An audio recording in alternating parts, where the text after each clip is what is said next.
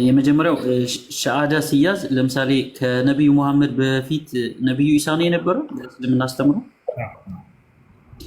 በዛን ሰዓት ሸሃዳ ሲያዝ ሙሐመድ ረሱሉላህ የሚባለው በኢሳ ደረሱሉላህ ምናምን የሚባል ነበር ማለት ነው። ቅዱስ ነበር። ይሄ ነገርም አሁን ከሙሐመድ በኋላ ነው አይደል? ምናልባት አሁን ከቁርአን ካለ ከሙሐመድ በኋላ ነው አይደል? እንትኑ ይሄ ግልጽ እኮ ነው። ይኸውልህ አንደኛ መጀመሪያ የሚያስተምሩት ሁሉም ነብያት ነብዩ መሐመድም ቀደምት ነብያትም ሰለላሁ ዐለይሂ ወሰለም የአምላክን አንድነትና በእርሱ ላይ ቅንጣት አጋር እንደሌለው ያስተምሯቸዋል። ከዚያ መቀጠል ደግሞ የራሳቸውን መልእክተኛነት እንዲመሰክሩ ያደርጓቸዋል። አሁን ሙሐመድ ረሱሉላህ የሚለው ከዚያ በፊት ነበር ወይ ከነበር ጥያቄ ላ አይደለም፣ አልተላኩም። አይዛኔ መቼ ተላኩ? ከህዝቦቻቸው ከተላኩበት ጀምሮ ነው በዚህ ሰውየው ማንም ሰው ሻሃዳ የሚይዘው።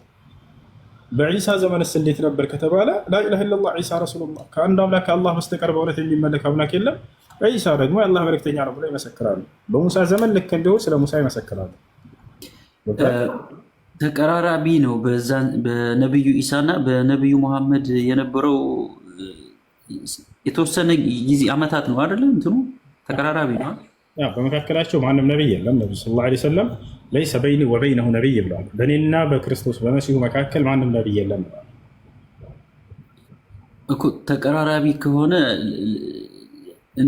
ነቢዩ መሐመድ ታዲያ ቅድም ስታስረዳኝ ባለበት እሱ በነበረበት ዘመን ነው የቀደምት እስላም ነኝ ያለ ብለኝ ነበርና ከሱ በፊት የነበሩትን ለምን እንደዛ እስላም እንትን ሊላቸው አልፈለገም? እሱን ለምን እንደዛ ሊል ፈለገ? ገብቶሃል? ይቅርታ ተቀራራቢ ስለ ጊዜ የ600 ምናምን ዓመት እና ከዛ በላይ ልዩነት አላቸው። አብረው የሆኑ አይደሉም ዒሳና ነብዩ ሰለላሁ ዐለይሂ ወሰለም። እንዳውም በጣም የነብይነት ዘመን የተቆራረጠበት እንትን ጊዜ ነው በመካከላቸው። ከዚያ በፊት እስራኤላውያኖችን አላህ ሱብሓነሁ ወተዓላ ነብያትን በየጊዜው ይልክላቸው ነበር። ነብያችን ሰለላሁ ዐለይሂ ወሰለም كانت بنو إسرائيل تسوسهم الأنبياء كلما مات نبي خلفه نبي አሉ። እስራኤላውያን ልጆች ነብያት በጣም ይተካኩላቸው ነበር አሉ። አንድ ነብይ በሞተ ጊዜ አላህ ወዲያው ሌላ ነብይ ይተካላቸዋል አሉ። እየገደሉ ነብያትን ይተካላቸዋል። እንደ አጠቃላይ ነብያችን ሰለላሁ ዐለይሂ ወሰለም ቀደምት ነብያትን ሁሉ አንስተው ሃይማኖታችን አንድ ነው ብለው ተናግረዋል። ሐዲስ ላይ ቃል በቃል ሲናገሩ ምን አሉ? አልአንቢያ ዲኑሁም ዋሂድ አሉ። ነብያቶች ሃይማኖታችን አንድ ነው አሉ። ኢስላም እንደሆኑ እነዚያ ቀደምት ነብያት ቃል በቃል ይናገራሉ እርሳቸው። እሺ በጣም ነው የማመሰግነው። የመጨረሻ አንድ ሁለት ጥያቄ ልጠይቅህና እንትን እላለሁ። የኢሳ ተከታዮች ማን ማን ነበሩ? በስም ይታወቃሉ ተከታዮቹ? ስማቸው አልተገለጸም በተናጥል። ነገር ግን አላህ ሱብሓነሁ ወተዓላ ሐዋርያት ብሎ ይገልጻቸዋል ቃል በቃል። ሐዋርያቶች እኛ የእርሱ የመሲሁ ተከታይ ነን ይላሉ። በአንድ አምላክ በአላህ ነው የሚያምኑት ቃል በቃል ሐዋርያቶች። ቃለ ልሐዋርዩነ ነሕኑ አንሳሩላህ አመና ቢላህ ይላሉ። እኛ በአላህ አምነናል አሉ። ወሽሀድ ቢአና ሙስሊሙን እኛ ሙስሊሞች መሆናችንን እንመስክራለን። ተመልከቱ፣ አንድ አምላክ አላህን ያምናሉ፣ ሃይማኖታችን ኢስላም ነው ብላ። ልክ እንዲሁ ደግሞ ምን አሉ? መልእክተኛ ነው ብለው ሁለት ቦታ ይናገራሉ መሲሁን። ረበና አመና ቢማ አንዘልተ ወተበዕና ረሱለ ፈክቱብና መዐ ሻሂዲን። ጌታችን አላህ ሆይ ባወረድክልን መልእክት አምነናል፣ ልክ እንዲሁም ደግሞ መልእክተኛውንም ተከትለናል ይላሉ። መልእክተኛ እንደሆነ ነብይ እንደሆነ ያምኑ ነበር። ይሄ ነው። የመጨረሻ አንድ ጥያቄ ብቻ። መጽሐፍ ቅዱስ የሰው እጅ ገባበት ተብሎ የሚታመን በእስልምና አስተምሮ በየትኛው ዘመን ነው? ወይስ በየትኛው የነቢያት ዘመን አካባቢ? بالتحديد በዚህ ነብይ ዘመን ተብሎ ሳይሆን የተገለጸው አላህ ሱብሓነሁ ወተዓላ ምንድን ያለው ለእነዚያ ነብያቶች ከሰጣቸው በኋላ ሀላፍትናውን ከዚያ በኋላ ላሉ ሊቃውንቶች አደራ አላቸው። ይህንን ሀላፍትና ሰጣቸው። እነዛ ሊቃውንቶቻቸው እንደበረዙት ይናገራል አላህ ሱብሓነሁ ወተዓላ ቃል በቃል ሲናገር ሚላል ሱረቱል ማኢዳ ላይ ኢና አንዘልና ተውራተ ፊሃ ሁደን ወኑር የሕኩሙ ቢሃ ነቢዩነ አለዚነ አስለሙ ሊለዚነ ሃዱ ወረባንዩነ ወልአሕባሩ ቢማ ስተሕፈዙ ሚን ኪታቢላሂ ወካኑ ዐለይሂ ሹሃዳ ፈላ ተኽሸው ናስ ወኽሸውን እያለ ይናገራል። ኢና አንዘልና ተውራት አለ እኔ ተውራትን አወረድኳት አለ። ፊሃ ሁደን ወኑር በእርሷ ውስጥ ቀኑ መንገድ ነበር ብርሃንም ነበር አለ። የሕኩሙ ቢሃ ነቢዩነ አለዚነ አስለሙ እነዚያ ሙስሊም የሆኑ ነቢያትን በእርሷ ይፈርዱ ነበር ያስተዳድሩ ነበር አለ። ሊለዚነ ሃዱ ለእነዚያ ራሳቸውን አይሁድ ነን ብለው ለጠሩ አለ። ልብ በሉ አይሁድ የሚባል እምነት አለ እያለ አላህ እያጸደቀ አይደለም። ራሳቸውን አይሁድ ነን ብለው ይሰየሙ በራሳቸው ጊዜ ማንም አምላክ ሳይሰይማቸው ነቢያት ሳይሰይሟቸው አምላክም ልክ እንዲሁ የትኛውን ቦታ ላይ ክርስቲያን ሆኑ ብሎ አንዲትም ቦታ መጽሐፍ ቅዱስ ላይ የተናገረው አካል የለም። እንዲሁም ነቢያቶችም አንዲትም ቦታ ላይ ክርስቲያን ሆኑ ብለው አላስተማሩም። ሰዎች በራሳቸው ክርስትናን የሚለውን ያወጣሉ። አምላክ የትኛውን ቦታ ላይ ክርስቲያን ሆኖ አላለም፣ አይሁድ ሆኖ አላለም። አምላክ ነቢያቶች የትኛውን ቦታ ላይ ክርስቲያን ሆኑ ብለው አላዘዙም፣ አይሁድም ሆኑ ብለው አላዘዙም በፍጹም። ነገር ግን በራሳቸው የሰየሟቸው ስያሜዎች ናቸው። ሲጀመር የሃይማኖት ስም አይደለም። አይሁድ የሚለው የግለሰብ ስም ነው፣ ይሁዳ ከሚለው የተያዘ ነው። ከዚያ በኋላ የመጡ ዘሮቹ ይሁዳ ተብለው ተጠሩ። ከዛሊከ ክርስትና የሚለውን ናዝሬት ከሚለው የተያዘ አረበኛው መጽሐፍ ቅዱስ ላይ ነሳራ ብሎ ይጠራዋል። በናዝሬት ኢየሱስ ክርስቶስ የተላከ ማን ነው ሲያስተምርባት የነበረች ሀገር አለች። ከዛች እንደነበረ አላህ ሱብሓነሁ ወተዓላ ቃል በቃል ራሱ ይገልጸዋል። ወደዛች ሀገር በሱ ሀገር መጠሪያ ተጠሩ። በዚያው ነሳራ የሚል ስያሜ ያገኙ። በራሳቸው ያን ራሳ ለዚነ ቃሉ ኢና ነሳራ ይላል። ራሳቸውን ክርስቲያን ብለው የሰየሙ እያለ ይናገራል። ለዚህም የሰየሟቸው ማን እንደሆነ አምላክና ነቢያት እንዳልሆኑ ቃል በቃል ይናገራል። አምላክና ነቢያት በፍጹም ይህን ስያሜ አያውቁትም። ክርስትና የሚለውንም ሆነ ልክ እንደ አይሁድ የሚለው። ሌላው ነገር ምንድነው? ማን እንደበረዘው ሲናገር ልጨርሰልህ። ቢመስቱሕፊዙ ሚን ኪታቢላህ ይላል። የእኔን የአላህን ቃል ጠብቁ ተብለው ሀደራ በተጣለባቸው ምክንያት እያለ ይናገራል። ጠብቁ የሚል አደራ ተጥሎባቸው ነበር። ታዲያ እነዚህ ሰዎች እንደበረዙት አላህ ቃል በቃል ይነግረናል።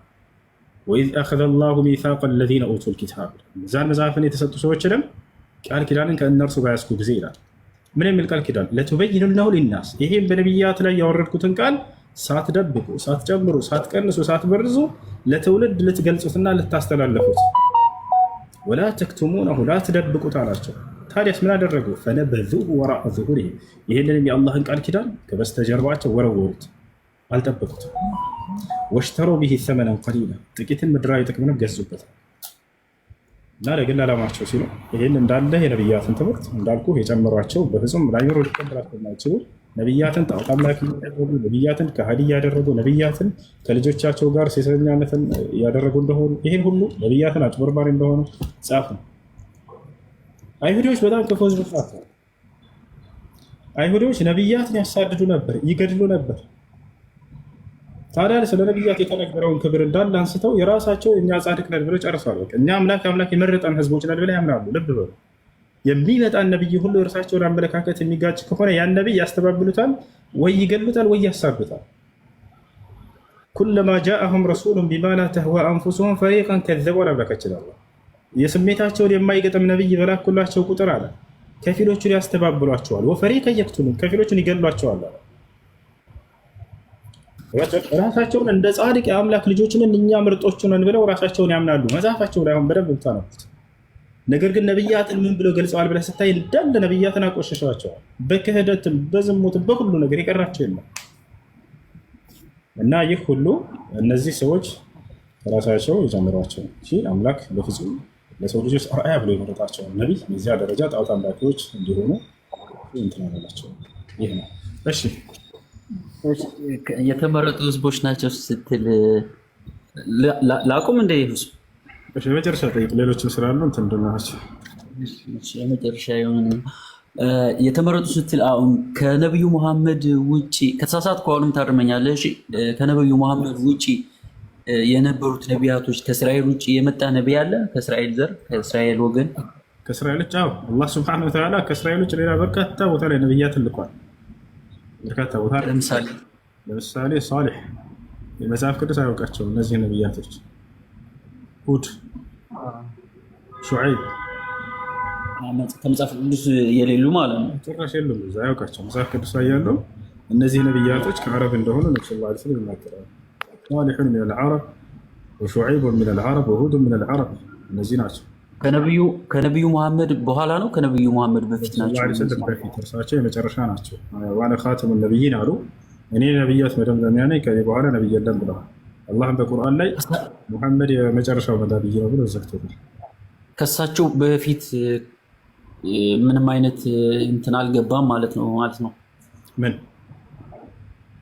በቃ እሺ፣ አመሰግናለሁ። በቃ ሊያዝብህ በጣም አመሰግናለሁ።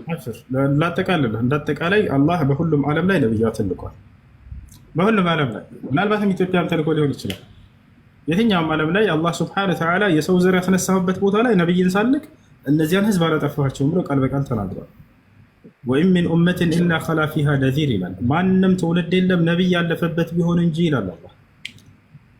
የፈጠረብን ዓላማ ለዚህ እኮ ነው። ነቢያትን ልኮ ስለ እርሱ ሊያሳውቃል እኮ ነው። ፈጥሮ እንዴት ነው በከንቱ የሚተዋቸው ህዝቦችን? በፍጹም እንዲህ ከንቱ ስራ የሚሰራ አይደለም አምላክ። ሲቀጥል አምላክ ለአንዲት ጎሳ ነቢይን የሚልክ አይደለም በእስራኤል ምድር ላይ ብቻ። አምላክ ለዓለም ህዝብ ላይ እርሱን ፈጥሯቸዋል አይደለ? ሌላውን ትቶ እንዴት ነው ለእስራኤል ብቻ ልክ? በፍጹም እንደዛ አያደርግም። አምላክ አላህ ሱብሓነሁ ወተዓላ ለእስራኤል ብቻ ነቢያትን የላከው። አሁን እነዚህ መጽሐፍቶች ላይ ምናልባት እንድታገኟቸው ለእስራኤላውያን ነቢያቶች የተሰጡ ስለነበሩ በእነዚያ ላይ ስለ እስራኤል ብቻ ሲያብራላችሁ ልታዩ ትችላላችሁ። ነገር ግን በዓለም ላይ የሚገኙ ህዝብን ሁሉ ነቢያት እንደላከላቸው አላህ ሱብሓነሁ ወተዓላ ይገልጻል። ምን ይላል በቁርአን ላይ ሲናገር ወለቀድ በዐትና ፊ ኩሊ ኡመቲን ረሱላን ይላል። ሙሐመድ ሆይ በእርግጥም ወደ እያንዳንዱ ማህበረሰብ ነቢያትን ልኬያለሁ ይላል። ይመስላል። እሺ በቃ ሌላ ጊዜ ገብቼ እጠይቅሃለሁ። የመጨረሻ ጊዜ ቢሆነኝ አንድ ጥያቄ ብቻ መጠየቅ ይችላል? የመጨረሻ እያልክ አምስተኛ ደረስክ። እሺ በቃ ሌላ ጊዜ እንትን ነው። አሁን እስካሁን ያስረዳኝን እንዳለ በሙሉ ማለት ነው በነቢዩ መሐመድ የወረዱ ቁርአኖች ናቸው። ለምሳሌ አሁን እኔ ቅድም እንዳልኩ የእውቀት ጋፕ አለ። ሙሉ በሙሉ እንትን አላልኩም፣ አልተማርኩም፣ አላነበብኩም። እንዲሁ በማውቀው ነው እስካሁን እየጠየቅኩ ያለው እና እኔ እስከማውቀው ድረስ በይሁዲ መጽሐፍና የክርስትና መጽሐፍ ብሉይ ኪዳን የሚባለው እስከማውቀው ድረስ አንድ አይነት ነው። ምናልባት ውስጡን ሙሉ በሙሉ ስለማላውቀው አላውቅም፣ ብቻ እስከማውቀው ድረስ አንድ አይነት ነው ብዬ ነው የማምነው እኔ። በዛ ዘመን ምንም አይነት ከነቢዩ መሐመድ በፊት የመጡ ናቸው። ከነቢዩ መሐመድ በኋላ ከመጡ በኋላም ትንሽ ግራ የገባኝ ሙሉ በሙሉ ማስረጃው አሁን እስካሁን የምታስረዳኝ እንዳለ ከነቢዩ መሐመድ ነው። ከነቢዩ መሐመድ በፊት ምንም አይነት እንዲህ ነው ብዬ አሁን ለምሳሌ ያኛውን ትቼ እንዴት የኛውን ልቀበለው የሚለው ነገር ትንሽ ጥያቄ ስለፈጠረብኝ ነው። ወይንም ደግሞ ሌላ ጊዜ ገብቼ እንትን ልበል። ሌሎች አንደኛ ከነቢዩ ሙሐመድ ሰለላሁ ዐለይሂ ወሰለም ነው ወይ? አይደለም። ብዙ ጊዜ ሰዎች ለቁርአን ስንነግራቸው ከነቢዩ ሙሐመድ ሰለላሁ ዐለይሂ ወሰለም ዳርሳቸው ድርሻቸው ማድረስ ብቻ ነው።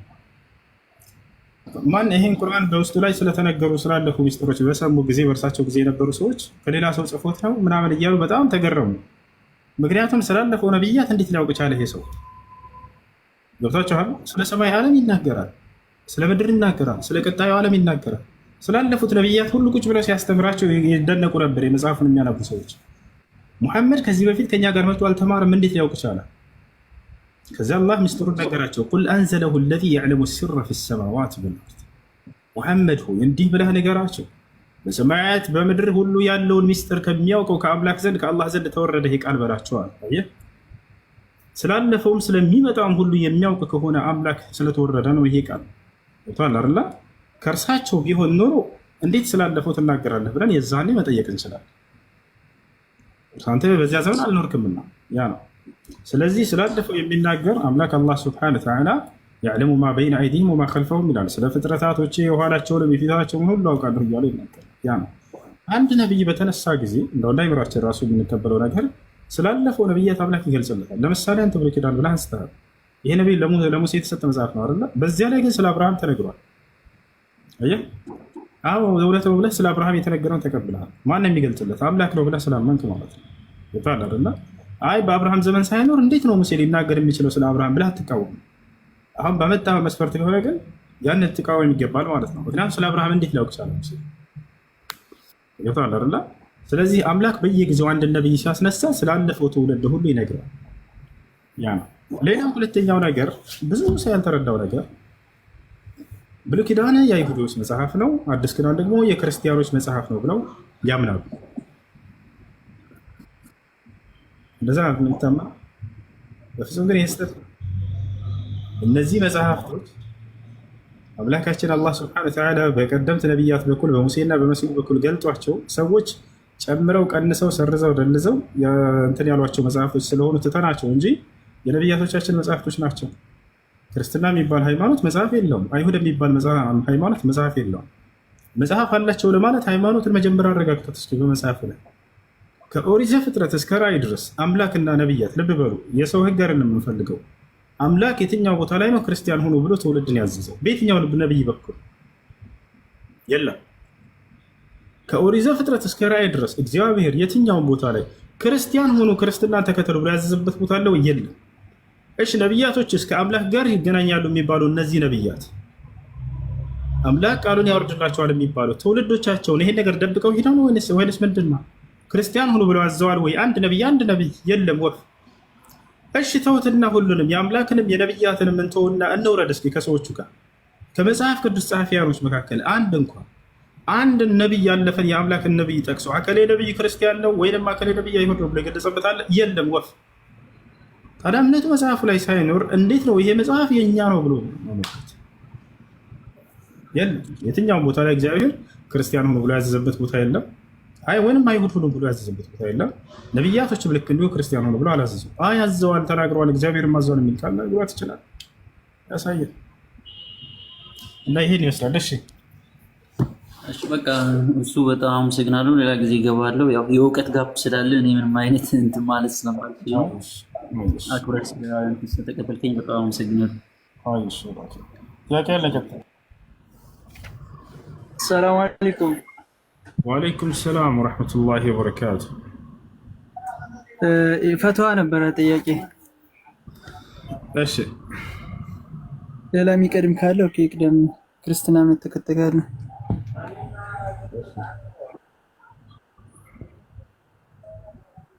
ልጠይቅ። ሰላም አለይኩም። ወአለይኩም ሰላም ወራህመቱላሂ ወበረካቱ።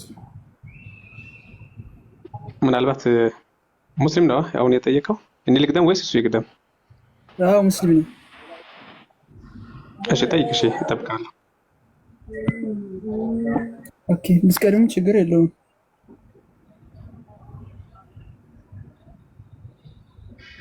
የኔ ጥያቄ ምን መሰለህ፣ ሶላትን በተመለከተ ነበረ። እሱ ሶላት ያው በውጭ ዓለም ያለን ሰዎች ስራ ጋር ምናምን ነገር የሆነ ባለፈውም ጠይቄ ነበረ በውስጥ አይቻልም ምናምን ነበረ እና ለምሳሌ 00 ነው ኢሻ የሚጀምረው። ከዛ 3 ሰዓት በኋላ ፈጅር ይሰገዳል። 3 ሰዓት ምናምን ነው ያለችን በመሀል ያለች ሰዓት። ችግር የለም። ወቅቱን ጠብቃችሁ ስገዱ። ባላችሁበት ሀገር ሌሊቱ ሊያጥር ይችላል። የግዴታ ሌሊቱ እንደ ኢትዮጵያ ወይንም እንደሌላ ዓለም አይባልም። ባለበት ሁኔታ መስገድ ነው። የሱብሒ ሶላት ፀሐይ ከመውጣቱ በፊት እንትን ከማለቱ በፊት የዛኔ ልክ በዚያ ወቅት ትሰግዳላችሁ። መግሪብ ደግሞ የሚሰገደው ልክ ፀሐይ እንደጠለቀች አካባቢ የዛኔ የጨለማ ሲመጣ ጊዜ በዚያ ሁኔታ ትሰግዳላችሁ። ዒሻን ከዚያ በኋላ ትንሽ ጠጋ አድርጋችሁ መስገድ ሰዓት እንደዚህ ነው ማለት ኢሻ ሳይደርስ መግሪብ እንደሰገድን ቢያንስ የተወሰነ አንድ 40 ደቂቃ ምናምን ጠብቀን ብንሰግድ ይቻላል። ኦኬ ጀዛከላሁ ኸይር።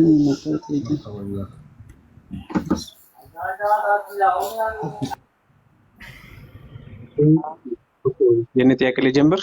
አንድ ሁለት ጥያቄ አለኝ። መርሐባ። ነብዩ አለይሂ ሰላቱ ወሰላም ከመካ ወደ በይተል መቅዲስ በሄዱ ጊዜ ነቢያቶቹን አሰግደዋል አይደል?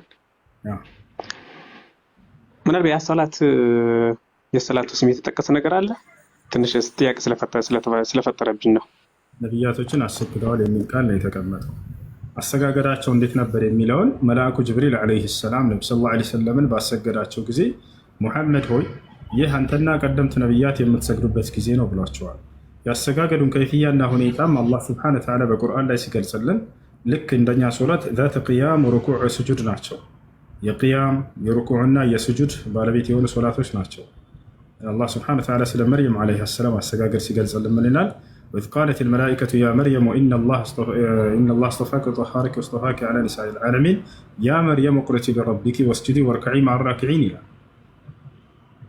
ለጌታሽ ለአላህ ከትበይ ለእርሱም አጎንብሺ ወይንም ሩኩዕ አድርጊ በጉልበት መንበርከክ ወስጁዱ ልክ እንዲሁ በግንባርሽም ስጁድ አድርጊ ተብላለች። የእኛም አሰጋገድ ነቢ ሰለላሁ ዐለይሂ ወሰለም ያስተማሩን በዚያ ነው። የቀደምቶችም መልካሞች አሰጋገዳቸው እንደዚያ እንደሆነ እና አንድ አይነት ሶላት እንደሆነ ነው የገለጸው። እሺ እንጂ የሰላቱ ስም የዚሁ ማለት አሁን ለምሳሌ ዙሁር ዓስር ምናምን እንደሚባለው የሰላቱ እንደዛ ቢሆንም ስሙ ግን የተጠቀሰ ነገር የለም አይደል? የሰላቱ ስም አሰጋገዱ ልክ እንደዚህ ሆኖ ይሄ እኮ እንደዚህ ጊዜያት እኮ ናቸው፣ ጊዜያት ናቸው እነዚህ። እሺ መግሪብ ማለት ፀሐይ የሚጠልቅበት ወቅት ማለት ነው። ከዚያ ተይዞ ነው እነዚህ ስሞች የተሰየሙት። ፈጅር ማለት የሱብሒ ሶላት የጎህ መቅደድን አስመልክቶ የተሰየመ ነው። ስለዚህ ጊዜያቶቹ ናቸው። ጊዜያቶቹ ተገልጸዋል ወይ? አዎ መልአኩ ጅብሪል እያልከው ነው። ነብዩ ሰለላሁ ዐለይሂ ወሰለም ካሰገዳቸው በኋላ ሙሐመድ ሆይ ይህ የምትሰግድበት ጊዜ አላቸው። ወቅቱ አውቃቱ ሶላት ናቸው አይደል? የሶላት ጊዜያቶች ይባላሉ እነዚህ በአረበኛ።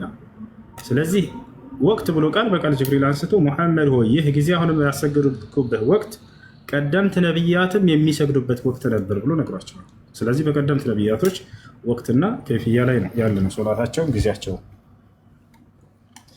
እሺ መርሀባ። ሁለተኛው ጥያቄ ምናልባት ሰሞኑ አንድ ሄታችን ምንድነው አብሮ ነበር የሚኖሩት ስለ ፍቺ በተመለከተ ነው። ከዛ በኋላ ባለቤቷን ምን አደረጉ? ያው እሱን በግድ ነው እንዲፈታት ያደረጉት። ማለት እሱ ሳይፈልግ ማለት ነው። በፍርድ ቤት በምንም ተደርጎ ማለት ነው እንዲፈታት ተደረገ ማለት ነው። ከዛ በኋላ አሁን እቺታችን ደግሞ ይሄ ፍቺ እንዴት ይታያል? እሱ ተገዶ ነው የፈታኒ፣ ፍርድ ቤቱም ለሱ አዳላ የሚባል ነገር ያለችኝና ይሄ ነገር እንዴት ይታያል? እንዴት እሱን አስገድደው ፍታ ብለት ነው አስገድደው ፍታ ብለው አስፈራርቶ ምናምን በቃ እንደዛ አለችኝ። እንግዲህ ሳይሆን ይኸውልህ የኒካህ ጉዳይ በጣም አደገኛ ጉዳይ ነው ወንድም። ወይ ራሷን ተጠይቅ ወይ የምጠይቅህ ጥያቄዎች በትክክል አንተ ልታውቃቸው ይገባል። እነዚያ ያለችኝ ምንድነው ባለቤት ተገዶ ከሆነ ሰው ባለቤት ነበረ ሳይፈልግ ፍርድ ቤት ሄዶ በግድ እንዲፈታ ተደረገ፣ አስፈራርቶት ነው ያለችኝ። ምን ብለው ነው ያስፈራሩት? በቃ ማለት እንገላሃለን ካልፈታህ እንዴት ነው እንግዲህ ፍርድ ቤት እንገላሃለን አይደለም ሳስታል ለሰዎቹ አንደኛ ደረጃ ለሱ አጋዥ የሚያደርጉ ሰዎች አሉ ማለት ለሷ ማለት ነው የሷ ቤተሰብ። ከዛ በኋላ እነሱ የሷ ቤተሰቦች ናቸው እንገላሃለን ያሉት።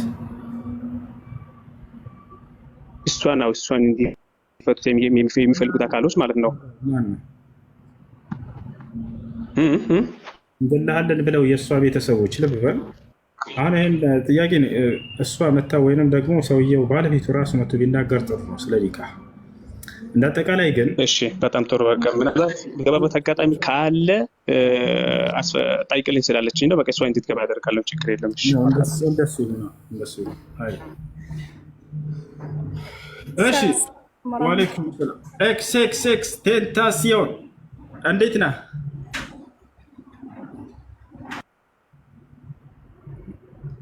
ከላይ ያለው ልጅ አይሰማም? ይሰማሉ። እሱ ማን ነው? ሰላም ነው። እንዴት ነው አሉ? በእናትህ ወንድም እንደት ነህ? አለን። አሁን ትንሽ ቢዚ ነኝ። በእናትህ ሙስሊም መሆን ፈልጌ ነበር። ማታ እደውልልሃለሁ፣ በውስጥ ቁጥሩን እልክልሃለሁ። በእናትህ በዋትስአፕ ደውልልኝ። በእናትህ አሁን ትንሽ ቢዚ ነኝ፣ ስራ ቦታ ነኝ ያለው። አብሽር። በእናትህ ቴንክ ዩ። በእናትህ ስላስገባኝ በጣም አመሰግናለሁ ወንድም። በጣም ነው የምትከክለኝ። አይ እሺ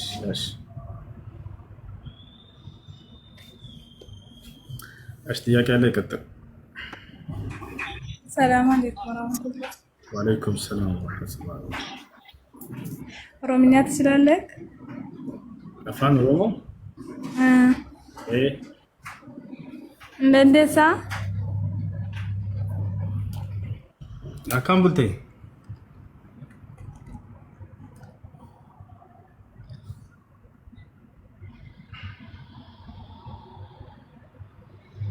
Hello?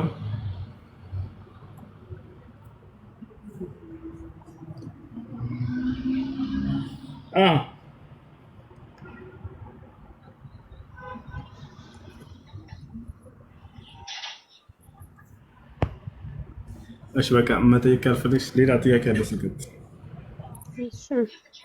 ሰላም ነው። ሰላም ይሰማል። እንዴት ነሽ? ደህና ነሽ? ደህና ነኝ። እንዴት ነህ? አለን አልሐምዱሊላህ። እሺ ጥያቄ ነበረኝ። እሺ እንትን ቁርአን ማለት በመጀመሪያ ማለት እንደ መጽሐፍ ቅዱስ እንደኛ ነው መጽሐፍ ነው ቁርአን ማለት ቁርአን ማለት የሚነበብ የሆነ መልእክታዊ ቃል ነው። ቁርአን ለመጀመሪያ ጊዜ ለመሐመድ ነብይ ነው አይደለ የወረደላቸው የሚነበብ ለዛ ነው መሰለኝ በየዘመናቱ ነብያት ቁርአን ይወርድላቸው ነበር። የየዘመናቱ የራሳቸው አለ ቁርአን ተብሎ ይጠራል። ያ ነብያችን ሰለላሁ ዐለይሂ ወሰለም ሐዲስ ላይ ቁርአኑ ዳውድ ወቁርአኑ ዒሳ እያሉ ይጠሩታል። ለዒሳ ለዳውድ ለሙሳ የተሰጠ ቁርአን እያሉ ይጠሩታል። ቁርአን ቀርአ ከሚለው ጋር የተያያዘ ነው፣ አነበበ ማለት ነው። ቁርአን ማለት የሚነበብ የሆነ መለኮታዊ ቃል ማለት ነው። አይ ለመጀመሪያ ጊዜ ለሳቸው የወረደላቸው እንትን መስሎኝ ነበርና ከሳቸው በፊት የነበሩ ነቢያቶችስ እንዴት አልወረደላቸውም ብዬ ልጠይቅ ነበር የገባሁት። በዚህ ተመለሰልሽ። አሁን ነብዩ ሰለላሁ ዐለይሂ ወሰለም ለሙሳ ቁርአን ወርዶለት እንደነበር ለዒሳም ለዳውድም ተናገሩ። የዘመናቸው የተሰጡ ቃል የሚነበብ መለኮታዊ ቃል ቁርአን ተብሎ ይጠራል። እሺ አመሰግናለሁ። የሆነ ቀን ላይ ግን እንትን ኮመንት እያነበብኩ ነበርና የሆነ ልጅ ጠየቀ ሚስቴ ክርስቲያን ነበረችና ከዛ ሙስሊም አድርጊያት ተጋባን። ክርስቲያን የነበረች ሴት ማግባት ይቻላል ወይ ብሎ ሲጠይቅህ አይቻልም አልከውና ይሄንን እንዴት ትመልስልኛለህ? እንግዲህ አላህ ሱብሓነሁ ወተዓላ በቁርአን ላይ ሲናገር ምን ይላል? ወላ ተንኪሑል ሙሽሪካት ሐታ ዩእሚንና ይላል። በአላህ ላይ የሚያጋሩ ሴቶችን እስካላመኑ ድረስ እንዳታገቡ ይላል። በአንድ አምላክ ላይ የሚያጋሩ የሆኑ ሴቶችን ማግባት አይቻልም ይላል። አብዱላህ ብን ዑመር የተባለ የነብዩ ሰለላሁ ዐለይሂ ወሰለም ታላቁ ሰሃባ ይህን የቁርአን አንቀጽ ሲፈታ ምን አለ? ፈላ አዕለሙ ላ ተሒሉ ነስራንያ ካለ በኋላ ክርስቲያን ሴት ማግባት አይፈቀድም ካለ በኋላ ፈኢነኒ ላ አዕለሙ ሙሽሪከተን አዕዘም ሚመን ተድዒ ቢአነ አልመሲሐ ሁወ አላህ አለ። እኔ በምድር ላይ ኢየሱስን ራሱ የአምላክ ነው ብላ ከምትናገር ሴት በላይ በአምላክ ላይ የምታጋራ ሙሽሪክ ሴት ከዚች በላይ አላውቅም እያለ ይናገራል። ስለዚህ መሲሁ ከዚያ ከአንድ አምላክ ጋር መለኮታዊ ባህሪ ያለው የሚጋራ ነው ብሎ ማመን ትልቅ ክህደት ነው። በዚህ ምክንያት ማግባት አይቻልም።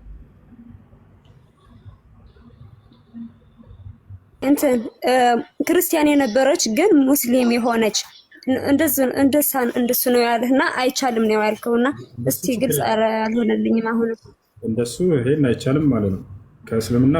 ከክርስትና ወደ እስልምና የመጣችን ሴት ማግባት ይቻላል።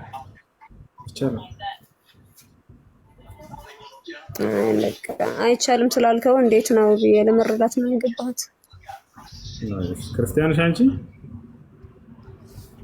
እኔ ያው ክርስቲያን ነኝ። እግዚአብሔር ክርስቲያን ሆኖ ብሎ የተናገረበት አንድ ጥቅስ አለ መጽሐፍ ቅዱስ ላይ? አይ ስለ መጽሐፍ ቅዱስ ብዙ ጥቅሶች ምናምን በቃሌ ያላቃቸውም፣ ግን በክርስቶስ ክርስቲያን እንደሆንን ነው የማውቀው። ማን ነው ክርስቲያን ብሎ የሰየማችሁ? አምላክ ነው ወይንስ ነብያት ወይንስ ማን? ክርስቶስ ራሱ። በክርስቶስ ክርስቲያን ተባልን። የተባላችሁት ከክርስቶስም አይደለም ከነብያትም አይደለም ከአምላክም አይደለም። የሐዋርያት ሥራ ምዕራፍ 11 ቁጥር 36 ላይ ደቀ መዛሙርቱ ለመጀመሪያ ጊዜ ክርስቲያን ተባሉ ይላል። ያሏቸውም ነብያቶች አይደለም እንግዲህ ክርስቶስ በኋላ ማለት ነው።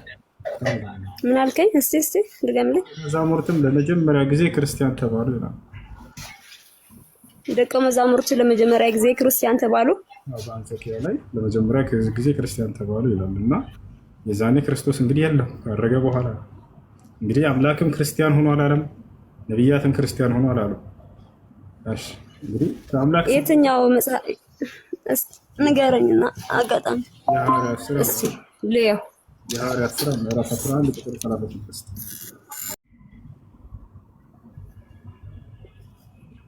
እሺ ቁጥርስ 36 እሺ አንዴ ሊሆንና ሚት ላርጋ አብሽሩት። እሺ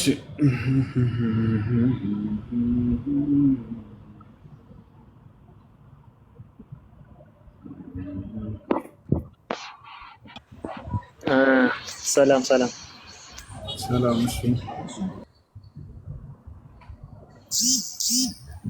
እሺ ማውራት እችላለሁ? ቻው።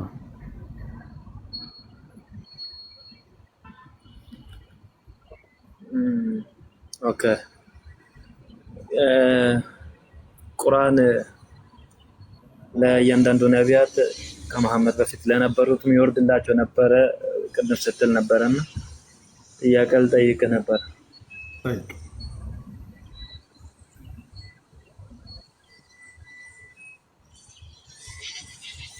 በየትኛው መጽሐፍ ነው ቁርአን ይወርድላቸው እንደነበረ የሚዘግበው? ሐዲስ ነው። በቁርአን ነው ወይስ በመጽሐፍ ቅዱስ? በሐዲስ ነው። በመጽሐፍ ቅዱስ ነው ወይስ በቁርአን? መጽሐፍ ቅዱስ ምንድን ነው?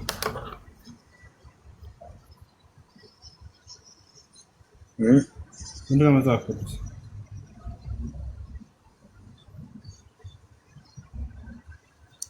መጽሐፍ ቅዱስማ አንተ መሐመድ ብለህ የምትጠራው ነብይ የራሱ የተገኘበት በል አሁን ከኦሪት ዘፍጥረት ያ ታሪክ ነው። ከኦሪት ዘፍጥረት እስከ ራዕይ ድረስ መጽሐፍ ቅዱስ የሚል ቃል አሳየኝ። ከየት ነው ያመጣው?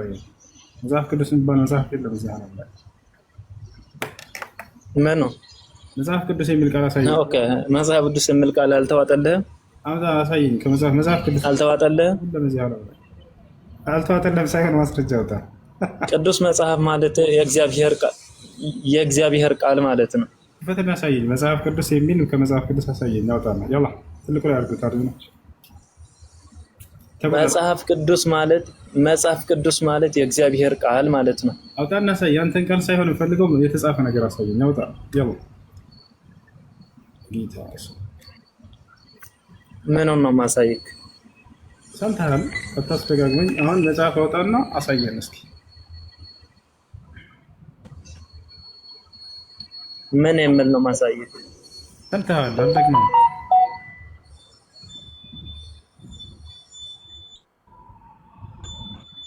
ምንድነው እኮ ማሳየው? ምንድነው ነው? ከኦሪት ዘፍጥረት እስከ ራዕይ ድረስ መጽሐፍ ቅዱስ የሚል ቃል አሳየኝ።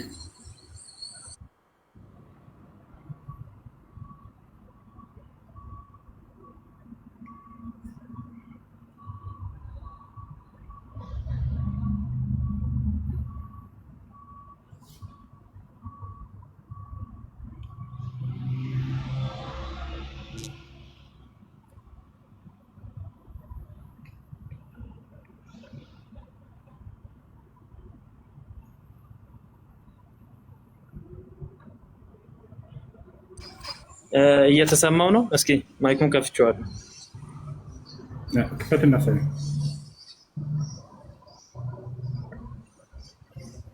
አይ መጽሐፍ አልያዝኩማ። ክፈታ አንተ ካስክ ምናልባት እኔ ከፍታለሁ። የት ጋር ላውጣ?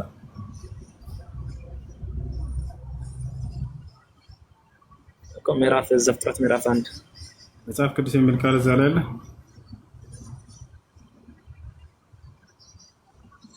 ኦኬ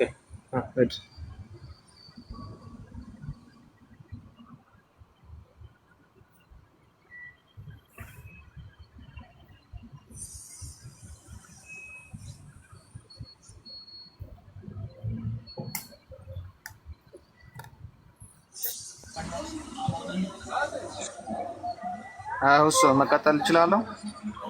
ትችላለሽ።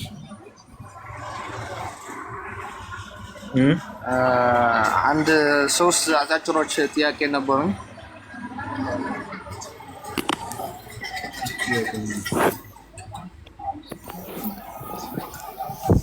አሁን የተሰማ ነው? አልመለስክልኝም። እሺ አውጣና ሳየን። ወይ ላውጣልህ ንገረኝ። የቱ ጋር ላውጣ?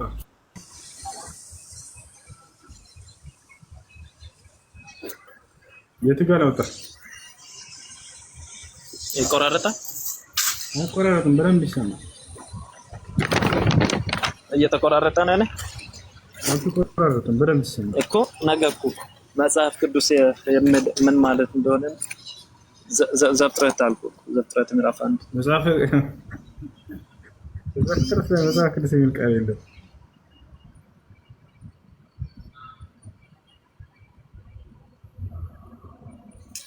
ኦኬ አሁን እሱ ጋር ከደረስክ እንግዲህ ልንገርህ። መጽሐፍ ቅዱስ የሚል ቃል አለ? መጽሐፍ ቅዱስ ማለት በስተንፋስ እግዚአብሔር የተጻፈ ቃል የእግዚአብሔር ቃል ማለት ነው። አልጠየኩም። መጽሐፍ ቅዱስ የሚል ቃል አለ ወይ? መጽሐፍ ቅዱስ ላይ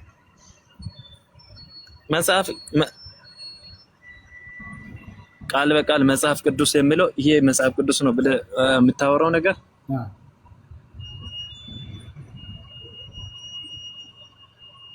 ቃል በቃል ፈልገህ ከሆነ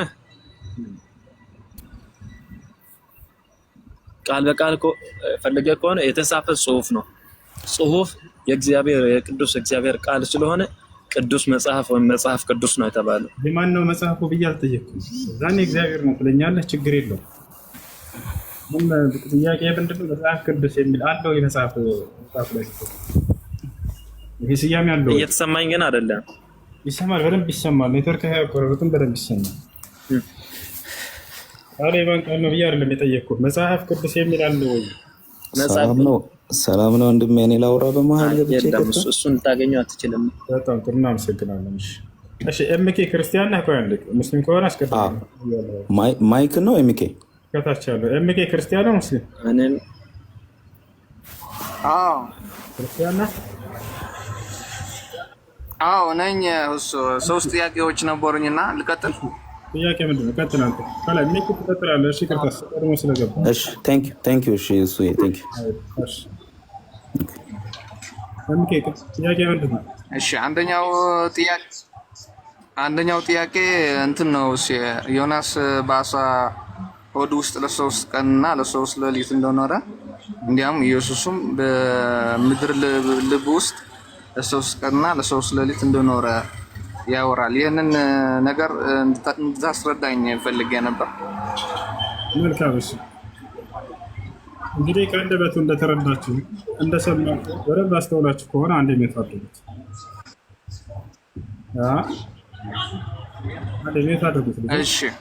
እሺ ዮናስ ኢየሱስ ክርስቶስን ሰዎች መጥተው ጠየቁት።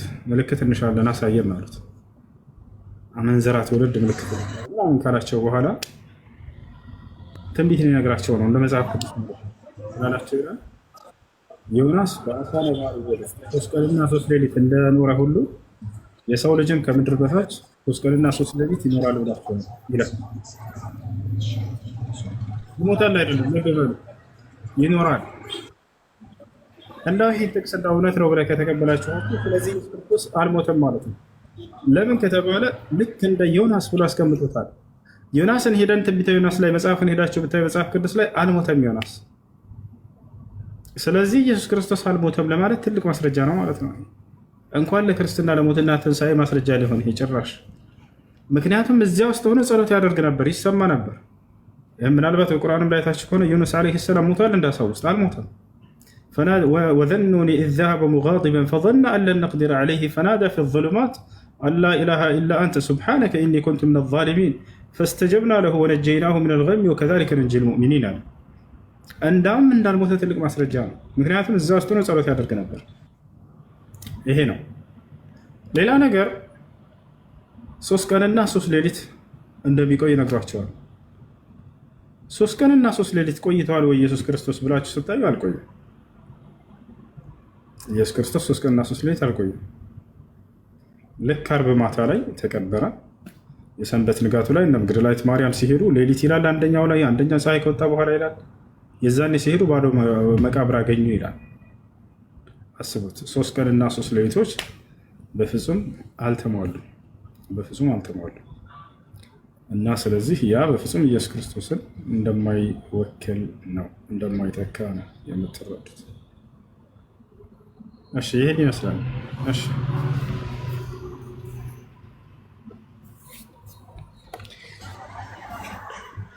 እሺ ይህንን ገብቶኛል። ወደ ሁለተኛው ጥያቄ ልሂድ። 3 ጥያቄ ነው የነበረኝ አጋጣሚ።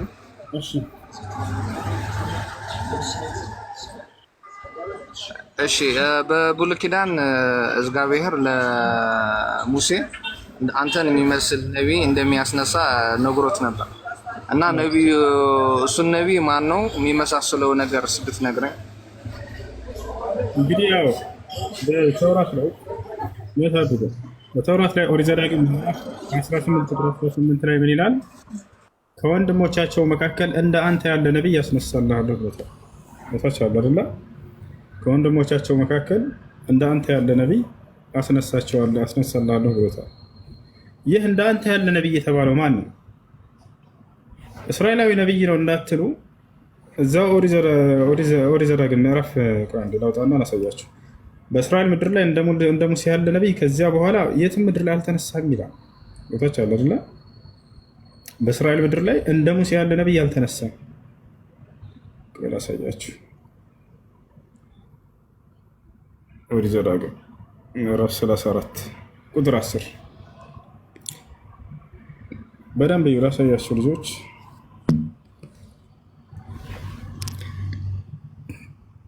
እግዚአብሔርን ፊት ለፊት እንዳወቀው እንደ ሙሴ ያለ ነቢይ ከዚህ ወዲህ በእስራኤል ምድር ዘንድ አልተነሳም ይላል። እንግዲህ እስራኤላዊ ነው እንዳይባል እነዚህ የመጽሐፍ ቅዱስ ጸሐፊዎች ምን አሉ? እንደ ሙሴ ያለ ነቢይ በእስራኤል ምድር ላይ አልተነሳም አሉ። ለዚያ የሚያስቀምጡት መስፈርት ምንድን ነው? እግዚአብሔርን ፊት ለፊት እንደ ሙሴ ያወቀ ይላሉ። ማን ነው ከሙሴ በኋላ አምላክን ፊት ለፊት ያናገረ አለ? ቃል በቃል እኛ ግን ሐዲስ ላይ እናሳያቸዋል። ነቢዩ ሙሐመድ ሰለላሁ ዐለይሂ ወሰለም ልክ እንደ ሙሴ ከሙሴ በኋላ አምላክን ያናገሩ እርሳቸው እንደሆኑ ቀጥታ ተቀምጧል። ሶሒህ ሙስሊም 162 ላይ ታገኝታላችሁ። ከሙሴ በኋላ አምላክን ቀጥታ ቃል በቃል ያናገረ ፊት ለፊት አምላክን ያናገረ ነቢይ ሙሐመድ ሰለላሁ ዐለይሂ ወሰለም ናቸው። አይ መጽሐፍ ቅዱስ ላይ አለ ካላችሁ ማምጣት ማንም የለም። ወፍ አምላክን ፊት ለፊት ያናገረ አካል አንደኛ እሱ ነው። ሁለተኛ ምንድን ነው? ቃል በቃል አምላክ አላህ ሱብሓነሁ ወተዓላ የሚገርማችሁ ነቢይ ሙሐመድ ሰለላሁ ዐለይሂ ወሰለምን ያነሳና እንደ ሙሴ ያለ ነቢይ ብሎ ይገልጻቸዋል በቁርአን ላይ። ሱረቱል ሙዘሚል ላይ ምን ይላል? ኢና አርሰልና ኢለይኩም ረሱለን ሻሂደን ዐለይኩም ከማ አርሰልና ኢላ ፊርዐውነ ረሱላ። ካፍ ሁላ ካፍ ተሽቢህ ትባላለች። የማመሳሰል የሆነች ካፍ ነች። ምን አለ አላህ ሱብሓነሁ ወተዓላ? እኔ ወደ እናንተ መልእክተኛ ላኩላችሁ ነቢይ ሙሐመድን ሰለላሁ ዐለይሂ ወሰለም ልክ ወደ ሙሴ ልኬው እንደነበረው ነቢይ እያለ ማነው ወደ ፈርዖን ልኬው እንደነበረው ነቢይ እያለ ይናገራል። ልክ ወደ ፈርዖን እንደተላከው ነቢይ የተባለው ማን ነው? ነቢ ሰለላሁ ዐለይሂ ወሰለም ናቸው። ይታላልና ይሄን ይመስላል። ምን ይላል እዚያ ጋር ኦሪት ዘዳግም ምዕራፍ 18 ቁጥር 18 ላይ ቀጥሎ እንደ ሙሴ እንዳንተ ያለ ነቢይ ካለ በኋላ ከ18 በኋላ ምን ይላል? ከወንድሞቻቸው መካከል እንደ አንተ ያለ ነቢይ ያስነሳላቸዋለሁ ቃሌንም በአፉ አደርጋለሁ አለ። ሌላኛው ይሄ ነቢይ ምልክቱ ምንድን ነው? የአምላክ ቃል በአፉ ላይ ነው የሚደረግለት። ለመጀመሪያ ጊዜ መልአኩ ገብርኤል ሲመጣ በአፋቸው ነው ይሄን ቃል ያቀበላቸው። አንብብ ነው ያላቸው። ቀደምት ነቢያት ሲያነቡ ነበር፣ ይጽፉ ነበር፣ ያነቡ ነበር። መጽሐፍንም ገለጠላቸው፣ አነበበላቸው። የኢሳያስን መጽሐፍ ይላል ኢየሱስ ክርስቶስን መጽሐፍ ቅዱስ ላይ። ነቢዩ ሙሐመድ ሰለላሁ ዐለይሂ ወሰለም ግን በአፋቸው ነው መለኮታዊ ቃል የተደረገላቸው። ሊአነሁ ላ የቅረእ ወላ የክቱብ መጽሐፍና ማንበብ ስለማይችሉ ቃሌንም በአፉ ላይ ያደርጋለሁ ብሎ ገልጾላቸዋል። ሶስተኛ ምን አለ? ያዘዝኩትንም ቃል ሁሉ ይነግራችኋል አለ። ኢየሱስ ክርስቶስስ የምነግራችሁ ብዙ ነበረኝ፣ ነገር ግን አሁን ልትሸከሙት ስለማትችሉ አላቸው። ስለዚህ ሳይነግራቸው የቀረ በርካታ ነገር አለ። ይሄኛው ነቢዩ ሙሐመድ ሰለላሁ ዐለይሂ ወሰለም ቃል በቃል ምን አሉ? የመጨረሻ ህይወታቸው ላይ አምላክ ያላህ ሆይ ያዘዝከኝን ቃል ያውና አድርሻለሁ ብለው ይናገራሉ። የመጨረሻ ህይወታቸው ሐጀቱል ወዳዕ ላይ ምን አሉ? የመሰናበቻ ሐጅ ላይ አላሁመ ፈሽሀድ አላሁመ ኢኒ ቀድ በለግቱ አሉ። አምላክ ያላህ ሆይ መስክር፣ እነሆ አድርስ ብለህ ያዘዝከኝን ቃል አድርሻለሁኝ ይላሉ። አላህም በሱረቱል ማኢዳ ላይ ምን ብሏቸዋል? ያ አዩሃ ረሱሉ በልግ ማ ኡንዚለ ኢለይከ ሚን ረቢክ፣ አንተ መልእክተኛ ሆይ ከጌታ ከእኔ ከአላህ ዘንድ የሚወረድልህን ትእዛዝ ለህዝቡ አድርስ ይላቸዋል። እርሳቸውም አድርሻለሁኝ አሉ። ያው ያዘዝኩትንም ሁሉ ይነግራቸዋል። ይሄ ነው። ቀጥሎ ምን አለ? በደንብ አዳምጡ። 19 ላይ በስሜም የሚናገረውን ቃሌን የማይሰማውን ሰው እኔ እበቀልለታለሁ አለ። ይህ ነቢይ ሌላኛው ምልክቱ ምንድነው? በስሜም የሚናገረውን ቃሌን አለ። በአምላክ ስም ተብሎ የሚጀምር የሆነ ቃል ነው የሚሰጠው። ቃሌን ብሎ ወደ ራሱ አስጠጋው። ስለዚህ ያ የአምላክ ቃል በማን ነው የሚጀምረው? በስሜ ብሎ ተናገረው። ቃሌን ብሎ ተናገረ። ከአምላክ ዘንድ የሚመጣለህ ቃል በእርሱ ስም ነው የሚጀምረው። የትኛው መጽሐፍ ነው በአምላክ ስም ብሎ የሚጀምረው? እዚህ ዓለም ላይ ከነ ሙሴ በኋላ እንዳው እነዚህ አምላክ ቃል ናቸውን በልና ብሉይ ኪዳን ማን ነው? እነዚህ ወንጌላቶች ምናምን በአምላክ ስም ብሎ የሚጀምረው ማን ነው? ቁርአን ነው። ቢስሚላህ ራህማን ራሂም ሁሉም እንዳለ ቁርአንን ሄዳችሁ ብታዩ በአምላክ ስም ነው የሚጀምሩት። ሌሎችስ የዮሐንስ ወንጌል፣ ማቴዎስ ወንጌል፣ ሉቃስ በዚህ ነው አይደል? ስለዚህ በአምላክ ስም ተብሎ የሚጀምር ቃል የሚሰጠው ነብይ እንደሆነ የሚመጣው ይናገራል። ቃልንም የማይሰማውን እበቀልለታለሁ ይላል። ያሰላም የመካ ካዲያኖች አንሰማም አሉ። አላህ ስብሐነሁ ወተዓላ ተበቀለላቸው። ወከዛሊከ ፊል መዲና በመዲናም ላይ እንዲሁ አይሁዲዎች ነብዩ ሰለላሁ ዐለይሂ ወሰለምን አንቀበልም ብለው ለመጋደል ፈለጉ፣ ተበቀለላቸው። ገብቷቸዋል አይደለ? ያ ነው እንዳጠቃላይ ይህን ይመስላል እዚህ ጋር ያለው። እሺ እና ቃል በቃል አምላክ አላህ እንደ ሙሴ ያለ ነብይ ብሎ የገለጻቸው እርሳቸው ነው።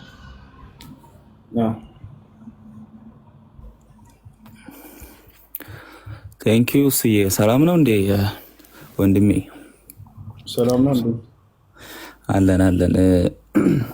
ስላስገባኝ በጣም ደስ ብሎኛል። ቴንኪዩ። ቅድም ባወራችሁት ላይ የሆነ መልስ ልሰጥና ከዛን አንዳንድ ጥያቄዎችን ልጠይቅ ነበረ። ሜይ ቢ እንትን ካላልኩ። የትኛው ጥያቄ? ኦኬ። በየትኛው መጽሐፍ ላይ ነው ክርስትና የተደነገገው ነው አይነት ነገር ተነስቶ የሆነች ልጅ እንትን አላለችም። አይ ቲንክ ጥያቄውን እሺ ልድገምልህ። ያን ነው ጥያቄ። ኦኬ ጎሄድሽ። እሺ እግዚአብሔር ከኦሪት ዘፍጥረት እስከ ራዕይ ድረስ ክርስቲያን ሆኑ ብሎ ያዘዘበት ቦታ አለው? ቴንክ ዩ ዌል ክርስትና መጀመሪያ ማለት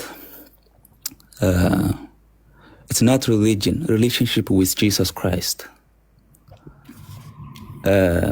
እንደ ሃይማኖት ከወሰድከው ልታገኘው አትችልም። የክርስትናን አካሄዱን የሆነ የሃይማኖት ስርዓት የሆነ የተደነገገ አይነት በቃ ይሄ ነው መግቢያው መውጫው አይነት ነገር ብለህ ከደነገግከው አይነት ልታገኘው አትችልም። የክርስትና ሚኒንጉን ራሱ ሊገባህ አይችልም። ክርስትና ግን እምነት ኢየሱስ ክርስቶስ ላይ ስታደርግ ነው ምን እንደሆነ የሚገባህ። ክርስትና የክርስቶስ ተከታይ ማለት ነው። ክርስትና ማለት ባጭሩ ከክርስቶስ ቀጥሎ የመጣ ነው። አይ የክርስቶስ ተከታዮች ናቸው። እነዚያም ክርስቲያን ተባሉ። ሐዋርያ ስራ ላይ ጠቅሰዋል አንተ እና ሌላ ቦታም አይ ቲንክ አለ የሆነ ክፍሉን እንትን ባልልም ክርስቲያኖች ተባሉ የተባለው የክርስቶስ ተከታዮች ናቸው። እሱ ክርስቲያኖች ያላቸው ማን ነው? ይሄን እዚህ ስም የጠራቸው ክርስቲያኖች ያላቸው ማን ነው? ሐዋርያው ጳውሎስ ይመስለኛል። ግን ዋናው አሁንም የምልህ ከክርስቶስ በኋላ የመጣና የክርስቶስ ተከታዮች ናቸው። ስለዚህ ይህ ስያሜ የመጣው ከክርስቶስ በኋላ ነው ማለት ነው። የስ በደንብ የክርስቶስ ተከታዮች ማለት ናቸው። አይ እሱን ነው እኔም እያልኩኝ ያለሁት። ምንድን ነው እኛ ለምሳሌ በአምላክና በነብያት የተደነገገ ካልሆነ በፍጹም ብንሞት አንከተለው። አምላክ ካልደነገገ ማለት ካልደነገገልን ሰዎች መጥተው ቢሰይሙኝ በዚህ ስም እንዴት ነው ይህን ስም ላ እንዳጠቃላይ። ስለዚህ አንተ እስልምና ያድነኛል ብለህ ነው የምታስበው? እስልምና ሃይማኖቱ ወደ እሱ እመጣለሁ አንድ ጊዜ። ስለዚህ እስልምና ስትመጡ ጊዜ አምላክ አላህ ራሱ ነው ሙስሊሞች ሆኑ ብለው የሚያዘን። ሁለተኛ ነቢያቶች ራሳቸው ሙስሊሞች ሆኑ እያሉ ሲያዙ እናያለን። ሶስተኛ የነቢያት ተከታዮች ሙስሊሞች ነበሩ እያሉ ሲናገሩ እናያለን። መጽሐፍ ቅዱስ ላይ ስንሄድ ግን በሰማችሁት አምላክ ክርስቲያን ሆኖ ብሎ ያዘዘበት ቦታ የለም። ነቢያቶችም ክርስቲያን ሆኖ ብሎ አላዘዙም። ክርስቶስ ካረገና ከሄደ በኋላ ክርስቲያን ተባሉ። እነዚህ ሰዎች አምላክም አይደለም ነቢያትም አይደለም። ይህን የሚላቸው አሁን ቀጣይ ጥያቄ ኦኬ አዲስ ኪዳን ላይ ስትመጣ እኔ እውነት መንገድ ህይወትም ነኝ ይላል ክርስቶስ። አየህ አትሆኑ ክርስቲያን አትሆኑ ሁኑ አይደለም። ዘጋ ጨዋታው እንትኑ እንዲገባ ፈልጋለሁ። እኔን ተከተሉኝ ነው። አይ ክርስቶስን መከተል ነው ክርስቲያን የሚያስብለው እንጂ ክርስቲያን መሆን አይደለም።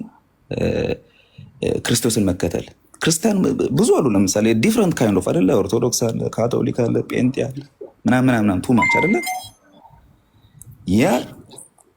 ያ ግን ትክክለኛ ክርስትና አይደለም። ክርስትና ማለት ፎሎ ክራይስት ፎሎ ማድረግ ነው ክራይስትን። እኔ እውነት ነኝ፣ እኔ መንገድ ነኝ፣ እኔ ህይወት ነኝ ያለውን እሱን መከተል ነው። እሱ ነው መንገድ። ያ ነው እዛ ጋር ስለተደነገገ ስላልተደነገገ አይደለም። ኦኬ የኔ ጥያቄ ምንድን ነው? ይህንን ሜይ ቢ ቢገባም ባይገባም ጀስት እንለፈውና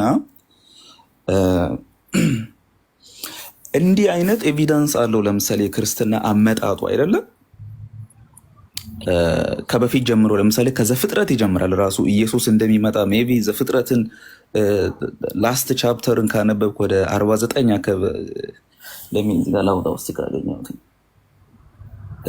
ከይሁዳ ገዢ እንደሚነሳ ለዘላለም እንትኑ አለቅነቱ እንደሚዘልቅ ምናምን ስለ ክርስቶስ ይናገራል በየቦታውና ይሄ ኤቪደንስ አለው። ከብሉይ ኪዳን የሚሳብ ነው ክርስትና። ከየት መጣ ወዴት ሄደ ብለህ የምትወዛገብበት አይነት ነገር አይደለም። ኢሳያስ ላይም ይናገራል ኢየሱስ እንደሚመጣ እንደሚሞት ምን እንደሚል። ዳዊትም እንኳን የእሱን ስቃይ በራእይ ተናግሯል።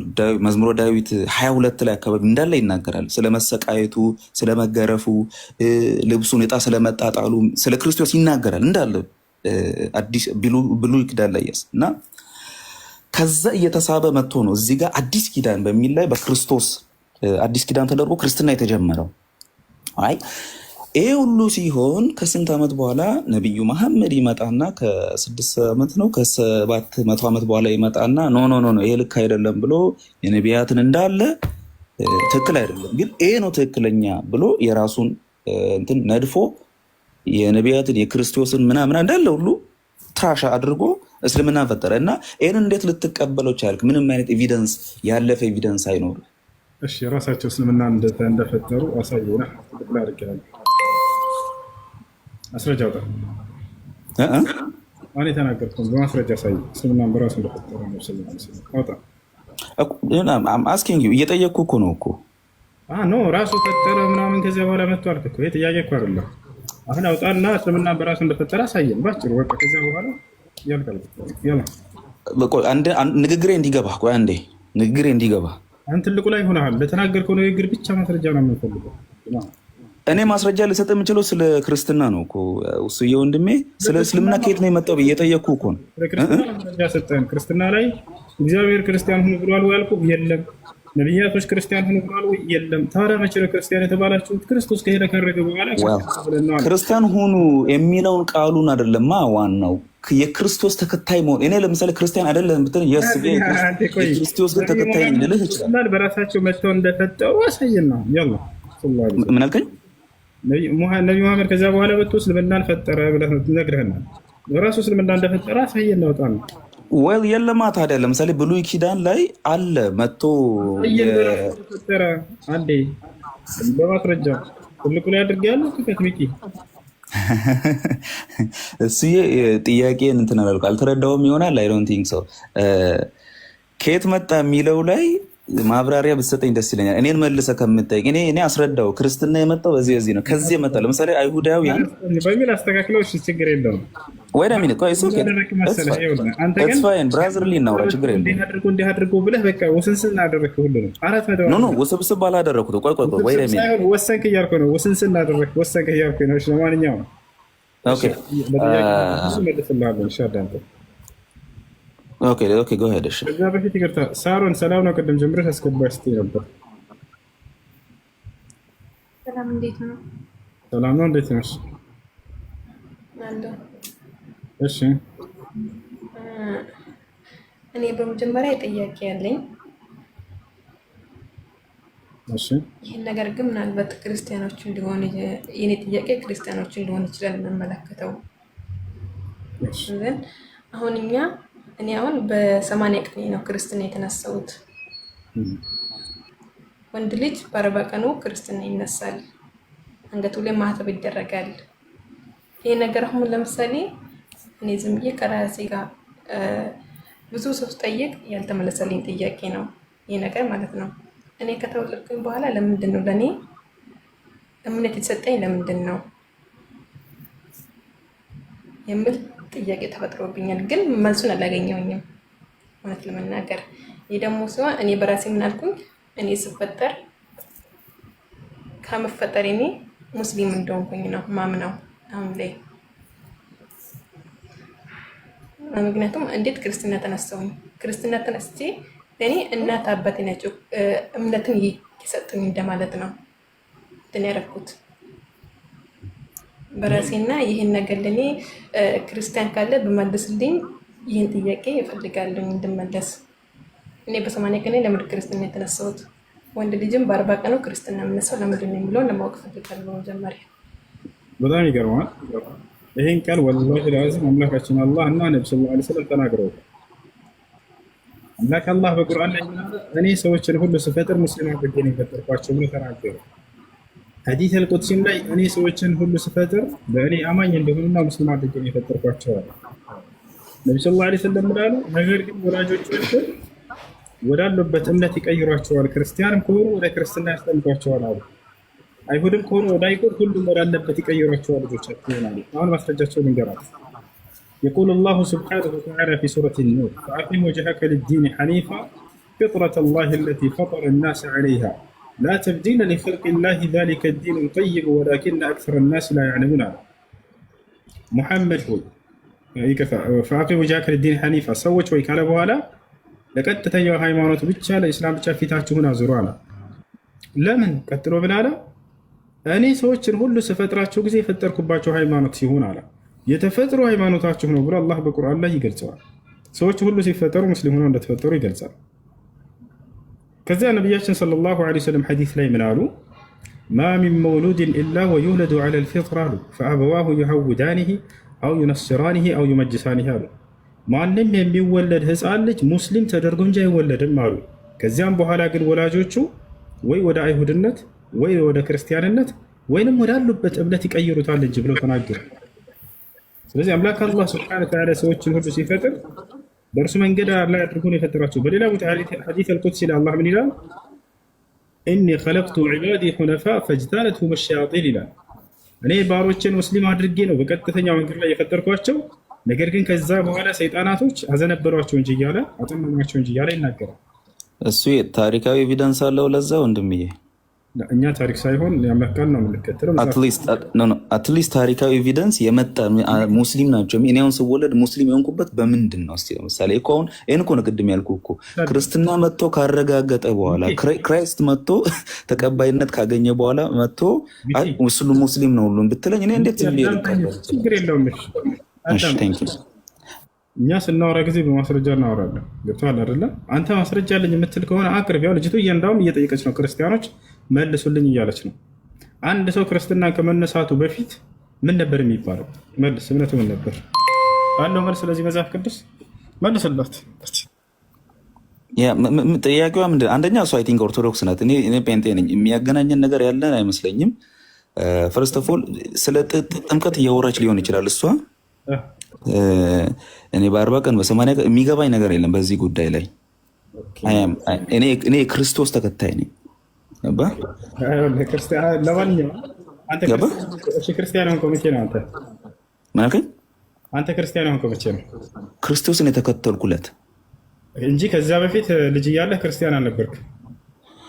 ያኔ ገና ፋይንድ እያደረኩት ነው ያለሁት። አላቅም ምንም ነገር ያዘጋኩ። አሁን ለምሳሌ እሷን ለምሳሌ ስለ ጥምቀት እያወራች ነው ይችላል። ጥምቀት ማለት ስለ ጥምቀቱን ችግር የለውም። በጥምቀት አትደበቀ። ይኸውልህ የምሬን ነው ቁም ነገር። በጥምቀትን ተወውና አንድ ሰው ሲወለድ በምን ሃይማኖት ላይ እንደተወለደ ያስተምራል መጽሐፍ ቅዱስ አለው ማስረጃ። ያላ ክርስቲያን ሆናችሁ እንደተወለዳችሁ የሚያሳይ ካለ አሳዩ።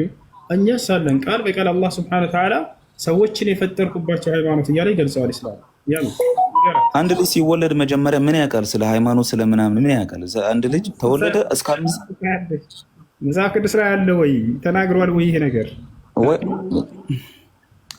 ጥያቄና እንትን ታደርጉታላችሁ። አይ ዶንት ኖው ልንግባባ አልቻልንም። እኔ ለምሳሌ እኔ እንደውም ይኸውልህ አንድ እውነት ልንገርህ። እኔ አሁን 20 ምናምን ዓመት 25 ምናምን ዓመቴ ነው ክርስትና ራሱ በትክክል የገባኝ 2 ዓመቴ ነው ገና አላውቅም። አሁን መቼ ነው ክርስቲያን ሆንከው? ገባ መቼ ነው ክርስቲያን ሆንከው? እኔ ስወለድም ጀስት ፋሚሊዎቼ ክርስቲያን ስለነበሩ ክርስቲያን ነበርኩት። ነገር ግን በትክክል መቼ ነው ክርስቶስን መከተል የጀመርኩት የሚለው ላይ ነው ጥያቄው። አሁን አንተ ከቤተሰብ ያገኘሁት ሃይማኖት ነው እያለ ነው። አያችሁ፣ ትክክል። አሁን ጥያቄያችን ምንም ትክክል የለም መጽሐፍ ቅዱስ ላይ ምኑ አንዴ ጥያቄ ያለኝ ከሱ ጋር። እሺ ጠይቂ እስቲ። ሚኪ ስለ ጥምቀት አይደለም ያወሩት እዚህ ጋር። ለምሳሌ ጴንጤም ቢሆን ራሱ ምን መሰለህ ትልቅ ከሆንኩ በኋላ ልክ እንደ ኦርቶዶክስ በ80 በ40 ቀንም ባይሆንም ራሱ ትልቅ ከሆንኩ በኋላ ጥምቀት ተብለህ ትጠመቃላችሁ ጴንጦች ማለት ነው። ያ አይደል? አንተውን እዚህ ጋር ያልከው ምንድነው? እኔ አልተጠመቅኩም ነው ያልከው። ስለ ጥምቀት አላውቅም። ስለዚህ እኔ እሷን አያገናኝም። ኖ አልተጠመቅኩትም ሳይሆን ነው አልተጠመቅኩትም። 40 ቀን ነው። ቆይ አይደለም። አሁን ለምሳሌ የኔ በኦርቶዶክስ በኩል ማለት ነው ይሰማኝ ነው እየሰማሁሽ ነው። ወንድ በ40 ቀን ነው፣ ሴት ልጅ በ80 ቀን ብዬ ነው የለየሁት። እዚህ ጋር ግን ደግሞ ጴንጤዎች ጊዜ የላችሁም። ያኔ ጊዜ የላችሁም ስለ እንዲህ በ80 በ40 አይደለም። ትልቅ ከሆናችሁ ካደጋችሁ በኋላ ነው ሄዳችሁ የምትጠመቁት። ጨረስሽ? ነገር ነው። አንተም በዚህ እስከምትጠመቅ ድረስ ሃይማኖት ያንተ ምንድን ነው? እኛ ለምሳሌ ስወለድ ከተወለድኩኝ እኔ ስወለድ ሙስሊም ሆኜ ነው አሁን ሊገባኝ ለእኔ ማለት ነው እንጂ ክርስቲያንም ጴንጤም አይደለሁም ምንድን ነው ኦርቶዶክስም አይደለሁኝም። ሙስሊም መሆኔ ነው አሁን የገባኝ። ምክንያቱም እንዴት ነው ካደክ በኋላ ምንድን ነው ኤቪደንስሽ? ምንድን ነው ያለ ማለትሽ? ማለት ኤቪደንስሽ ኤቪደንስ ምን አይነት ተጨባጭ የሆነ ማስረጃ ምን አለሽ? ያንን ለማለትሽ ነው። ሰው እንደ ሀገር ብትወለጅ ለሰለ እስልምና ባታቂ ምን ልትሆኚ? ማስረጃችሁን እኮ ነው ያጣሁት እኔ እኮ ማስረጃ ውስጥ በ80 ቀንሽና በ40 ቀንሽ የተረጨሽው ለዚህ ነው የጠመቅነው ለዚህ ነው በልና ማስረጃ አንስጠኝ። እኔ አላውቅም ስለ ክርስትና ላውራሽ። እሺ ክርስቲያንም ሆነ ለምንድን ነው የምትረጨው ካደግ በኋላ? እሺ እኔ ኦኬ ጉድ ስለመጠመቅ ነው የምታወሪኝ? ለመጠመቅ ነው። እሺ እኛ ጋር ጴንጤዎች ጋር ስትመጪ በጴንጤ ቤተሰብ ውስጥ ልታድጊ ትችላለሽ። አንቺ አላውቅም ባትሆኝም ብትሆኝም እኔ ያደኩት በጴንጤ ቤተሰብ ውስጥ አይደለ? ከፋሚሊዎች አሉ በሶስቱም ፋሚሊ። እሺ ህፃን እያለሁኝ ሳንዴ ስኩል ምናምን እንትን ይሉኛል ማለት ያሳድጉኛል ነው በትምህርቱ በምኑ ኦራይት። አሁን ደህንነት የሚባል ትምህርት አለ። እድሜያችን 14 15 16 ሲሞላ ይሄ ልጅ ለአቅመ ማወቅ ደርሷል፣ ለአቅመ ማወቅ ደርሳለች ሴት ተብላ ትማራለች። ደህንነት ምንድን ነው? ደህንነት ሲባል ስለ ክርስቶስ መቼ ነው የተጠመቀው? 30 ምናምን አለ ዮሐንስ አጠመቀው አይደለ? አንድ ክርስቲያን እምነቱን አውቆ ነው መጠመቅ። ገባሽ? አንድ ክርስቲያን ነገር እንዴት ነው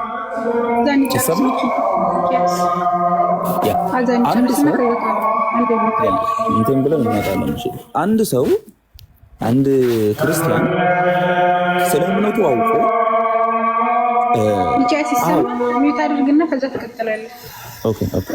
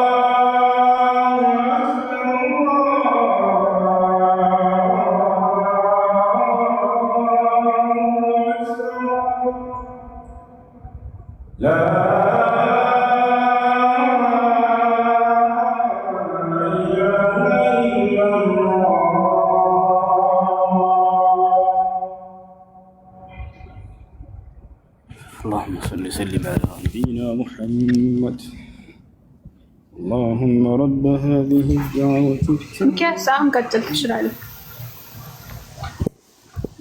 ቀጥሉ። እሺ አስረዳኝ።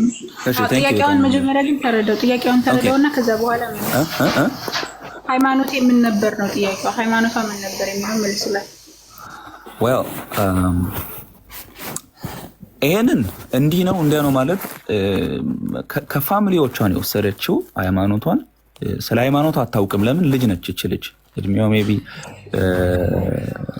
ኤኮን ሃይማኖት እኛ ጋር አያድን የምንለው ለዚህ ነው። እኛ ጋር አሁንም ቅድም ያልኩት ጋር ነው የምንመጣ። አሁንም ብንሄድ የክርስቶስ ተከታይ ካልሆንሽ ሃይማኖት ብቻውን አያድንሽ። መጀመሪያ አይነን ወጥ ሃይማኖት ያድናና ያድን ሃይማኖቴ ምንድነው ነው ጥያቄ። ሃይማኖት ምንድነው? እዳዝ ማረግ ሃይማኖት ያድና ያድን የሚለው ላይ ትመጣለህ። የፈለገ ኦኬ ኤቲስትም ትሁን ምንም ሃይማኖት የላትም ምን ጋር ስለዚህ አይታወቅም። ክርስትና ሃይማኖቱ ምን እንደነበር አንድ ህፃን ሲወለድ ሃይማኖቱ ምንድነው የሚለው ነገር ክርስትና አይታወቅም አይደለም። ከቤተሰቦቹ ስለወሰደች እቺ ልጅ ጀስት በሚለው ቤተሰቦች ውስጥ አለች። ገና ራሷን አላወቀችም። እቺ ልጅ አምላክ የሰጠው ሃይማኖት ምንድነው ነው? የሰው ልጅ ሲፈጠር አምላክ የሰጠው ሃይማኖት ምንድነው? አምላክ የሰው ልጅ በምን ላይ አድርጎ ነው የፈጠረው? ጥያቄውን የሸፈነ ይመስለኛልና እኔ ጥያቄ ምንድነው ስንፈጠርኛ ከፍጥሯችን ምንድነው ነው? ስንፈጠርኛ እግዚአብሔር የፈጠረን ሰዎች ነን። ስንፈጠር እግዚአብሔር የፈጠረን ሰዎች። ባይብል ለዚህ መልስ የለውም። ባይብል ለዚህ መልስ የለውም። ቁርአን ደግሞ ለዚህ መልስ አለው። ቁርአን ደግሞ ባይብል ለምንድን ነው መልስ የሌለው? ባይብል መልስ ካለውማ ማስረጃ አምጡ እያልን እኮ ነው። አሁን አንድ ሰው ከ40 ቀን ወይም ደግሞ ጴንጤ ከሆንክ ለአቅመ ሔዋን ወይም ለአቅመ አዳም ስትደርስ ነው ወይም ደግሞ አገናዘብ ስትጀምር ነው የምትጠመቀው። ገብቶሃል? በኦርቶዶክስ ከሆንክ ደግሞ በ40 ቀን ወይም በ80 ቀን ነው። በ40 ቀን እና በ80 ቀን ተጠመቀ የሚል ማስረጃ የለም። እስልምና ከመጀመሩ መጥቶ ነው ሁሉም ሰው እስላም የሆነው። እስልምና ከ700 ዓመት በኋላ ከክርስቶስ ልደት በኋላ አሁን ይሄንን መጀመሪያ ይሄንን ተማመንን። አሁን ክርስትና አያውቅም ለዚህ መልስ የለውም። ክርስትና አሁን ክርስትና የለውም ሳይሆን ልታስወርድ ነው አይደለም። ክርስትና ሃይማኖት አይደለም። ለምን ካልከኝ ሃይማኖት እንደሆነ ምንም ማስረጃ የለም ባይብል ላይ። እንዴት ክርስትና ሰዎች በሽሙጥ ሰዎችን ለመሳደብ የሐዋርያት ሥራ ላይ ያወጡት ነው እንጂ እንደ ሃይማኖት ሆኖ የዋለበት አንድ ቦታ የለም። ክርስትና ሲጀመር ሃይማኖቱን የዋለበት ባይብል ላይ አንድ ቦታ የለም። ካለ ማስረጃ አምጣ። በሚለው መናገር አትችይማ። በሚለው ዝም ብሎ እንዴት ይናገራል? የክርስቶስ ተከታይ ነው። ማስረጃ እንደ ሃይማኖቱን የዋለበት ማስረጃ ካለ ስጠን አንተ። እኔ ተሳስቼ ከሆነ እየነገርኩሽ እኮ ነው እኮ ክርስትና የሚለው ስሙ ራሱ የመጣው ከክርስቶስ ከሚለው የክርስቶስ ተከታዮች ነው የመጣው። ክርስትና የሚለው ከክርስቶስ እንደተወሰደ እስኪ ማስረጃ ስጥ። ወርሚን እኮ ክርስትና የሚለው ከክርስቶስ ነው የተወሰደው የሚለውን ነገር ክርስትና የሚለው ባይብል ላይ እስኪ ስጠኝ አንተ። ይሄው እሱ ቅድም እያወራደን ይሄ በዚህ የመጡ ክርስቲያኖች ተባሉ እያለ አይደል ያለው እሱ ራሱ እየነገረሽ አይደል? ያ ክርስቲያን ተባሉ የሚለውማ ክርስቲያን ያሏቸው በሽሙጥ እኮ ነው። የሐዋርያት ሥራ ላይ ያወጡላቸው ያስማጠጡ ሰዎች ናቸው። ጣዖታዊ ናቸው። እሺ ክርስትና በሽሙጥም ተባሉ አልተባሉ ዋናው ክርስትና እንደ ሃይማኖቱ ነው የዋለበት አንድ ቦታ ስጠን ነው እንደ ሃይማኖት። እስቲ ጳውሎስ ራሱ ያወጣው ጳውሎስ አሁን ከጊዜ በኋላ የመጣው ጳውሎስ ራሱ ያወጣው ሙሴን ተው፣ እግዚአብሔርን ተው፣ ኢየሱስን ተው፣ ሐዋርያትን ተዋቸውና ከጊዜ በኋላ ራሱን ሐዋርያ አድርጎ የሰየመው ሰውዬ መጥቶ እስኪ ክርስትና የእናንተ ሃይማኖት ነው ብሎ የሰየመበት አንድ ቦታ አለ። 14 መልእክታቶችን ጻፈ ብላችሁ ስታምኑ 14 መልእክታቶችን ሲጽፍ ስለ ክርስትና አንድ ቦታ ላይ ተነግሯል። ስለ ክርስቶስ ተናግሯል። ያ ክርስቶስን መከተል እንዳለብን በደንብ ነግሯል። ያ ነው ክርስቶስ። ስለ ክርስቶስ ሳይሆን ስለ ክርስትና ተናግሯል። አይ ስለ ክርስቶስ ሳይሆን እንዴት ይባላል? እኛ የክርስቶስ ተከታይ ነን አልኩሽ። እዚህ ጋር ነው ማንግባባው። አመሰግናለሁ። ስለዚህ መልስ የለም። ሳሮንዬ አሁን ሚኪ አንዴ የሚታርግና ሳሮን ጋር አንዴ ትንሽ ላውራና ከዛ ወደ አንተ ቆይ ለሳሮን ልመልስላትና ሁሴን አለ ማውራት የምትፈልግ ከሆነ አውራት። እሺ ቴንክ ዩ ማለት ነው። እኔ እንደዚህ ዙርት ሁሴን ጋር አውሪ። ሳሮን ቆይ አንዴ ሚኪ ከነገር ነው ያልኩት። እሺ ሳሮን ጥያቄ አለሽ? ጥያቄን ጠየቁት አልመለሰልኝም እና እኔ ሻደ ለማጽደቅ ነው። እሺ የምለውን ቃል አብረሽ የተከተልሽ ነው። أشهد ألا إله إلا الله وأشهد أن محمدا رسول الله ማሻአላህ አላሁ አክበር። ከዚህ በኋላ ሙስሊም ነሻል። አሁን ያልሽው ቃል የሸሃዳ ቃል ወይንም የምስክር ቃል ይባላል። ትርጉሙ አሽሀዱ አን ላ ኢላሀ ኢለላህ ማለት እነሆ ከአንዱ ከአላህ በስተቀር በእውነት የሚመለክ ሌላ አምላክ የለም ብዬ መሰክራለሁ ማለት ሲሆን ወአሽሀዱ አነ ሙሐመድን ረሱሉላህ ማለት ደግሞ ሙሐመድም የአላህ መልእክተኛና ነብይ ናቸው ብዬ መሰክራለሁ ማለት ነው። ከዚህ በኋላ ሙስሊም ነሻል። አንድ ሰው እስልምናን ሲቀበል ጊዜ ከአምላኩ ዘንድ ምን ያገኛል ወደሚለው ስንመጣ ያለፈ ኃጢአትን ሁሉ አላህ ሱብሓነሁ ወተዓላ ይቅር ይለዋል። ንጹህ አድርጎ ይቀበለዋል። የመጀመሪያው ይሄ ነው። አምላክ ወደ እርሱ በሚመለሱ ጊዜ ስላለፈው ኃጢአታቸው ይቅር ይላል። አምላክ አላህ ስብሐነሁ ወተዓላ ይህን ሲናገር በቁርአን ላይ ይላል ቁል ሊለዚነ ከፈሩ ኢየንተሁ ይግፈር ለሁም ማ ቀድ ሰለፍ። ሙሐመድ ሆይ ለእነዚያ ለካዱኝ ሰዎች እንዲበላቸው ካሉበት ክህደት ከተቆጠቡ ያለፈ ስህተታቸውን ሁሉ ምርላቸዋለሁኝ ይላል። በሌላ ቦታ ላይ አላህ ሲናገር ይላል ወኢኒ ለገፋሩ ሊመን ታበ ይላል። ወደ እኔ ለተመለሰ እኔ ኃጢአቱን እምርለታለሁኝ እያለ ይናገራል። ነቢያችን ሰለላሁ ዐለይሂ ወሰለም ሐዲስ ላይ ምን አሉ? አልኢስላም የጅቡ ማ ቀብለሁ አሉ፣ አተውበቱ ተጅቡ ማ ቀብለሃ አሉ። በእስልምና ከእርሱ በፊት ያለን ኃጢአት ሁሉ ያስተሰርያል። ሲሰልም ጊዜ ሰውየው ያለፈ ኃጢአቱ ይማርለታል ማለት ነው።